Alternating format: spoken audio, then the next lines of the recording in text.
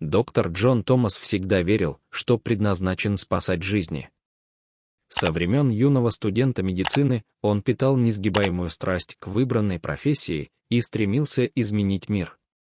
Однако после многих лет работы врачом он начал терять веру в себя. Усталость от длительных рабочих часов и эмоциональное напряжение измотрили его. Кроме того, потеря 2 пациентов, о которых он заботился, глубоко повлияла на его психическое и эмоциональное благополучие. Несмотря на все его усилия спасти их, ситуация быстро ухудшилась, и он почувствовал себя бессильным перед этим. Чувство беспомощности и неудачи преследовало его даже после их смерти, заставляя задаться вопросами о своих медицинских способностях. Доктор Джон всегда верил, что его призвание — исцелять и спасать жизни, но теперь он был не так уверен. Один друг предложил ему взять перерыв, чтобы расслабиться и подумать. И нет места лучше, чем семейная хижина в лесу. Это место хранило счастливые воспоминания из его детства, и он верил, что посещение там придаст ему сил и новой энергии. Как только Джон устроился в семейной хижине, он оказался перенесен обратно в свою молодость. Знакомый звук деревянного пола и запах свежесрубленного дерева вернули ему ощущение уюта и безопасности, которое он так давно не испытывал. Прогуливаясь по окружающему лесу, он восхищался теми же деревьями, на которые карабкался в детстве. Погруженный в воспоминания о своей юности, Джон почувствовал, как его настроение улучшается. Однако, когда он углубился в лес, его неуютное ощущение того, что за ним следят, его беспокоило. Это было так, как будто кто-то или что-то следит за каждым его движением. Он пытался отмахнуться от этого ощущения, считая его всего лишь плодом его воображения, но оно продолжало преследовать его. Несмотря на это, он продолжал свою прогулку, наслаждаясь тишиной природы и вызванными ею воспоминаниями. Дни прошли, и Джон наслаждался спокойствием и миром дома и окружающего леса.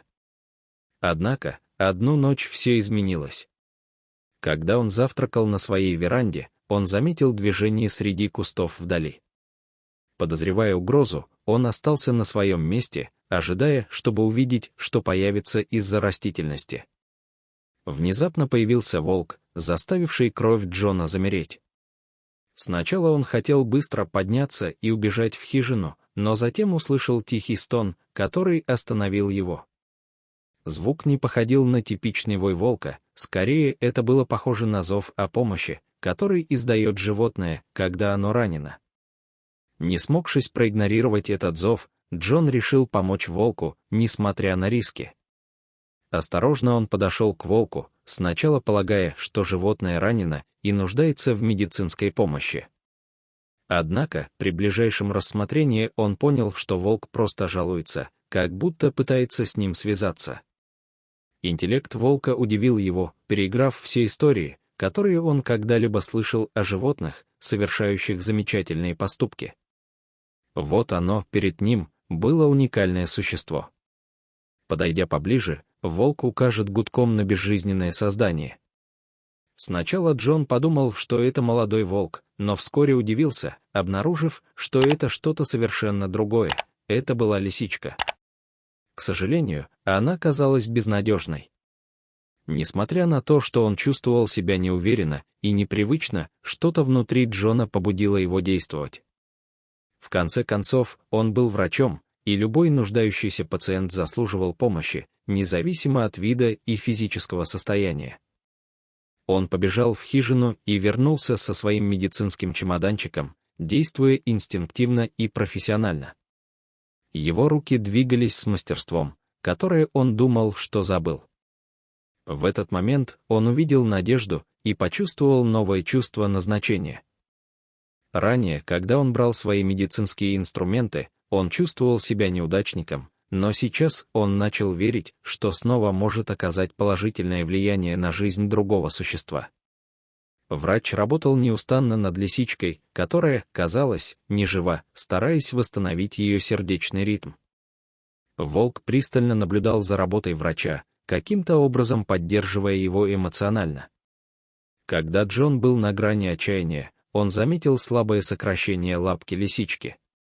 Это придало ему смелости продолжать лечение, и вскоре лисичка издала слабый, но слышимый звук. Джон был в восторге, понимая, что спас жизнь животного. Посмотрев вокруг, он обнаружил, что волк исчез, оставив его в окружении умиротворенного леса. На следующую ночь, когда он размышлял о событиях предыдущего вечера, сидя на своей веранде, лисичка устроилась рядом с теплом камина. Внезапно раздался знакомый печальный вой, разрывший тишину ночи. Это был волк снова. Хотя его возвращение испугало Джона, он почувствовал странную связь с животным.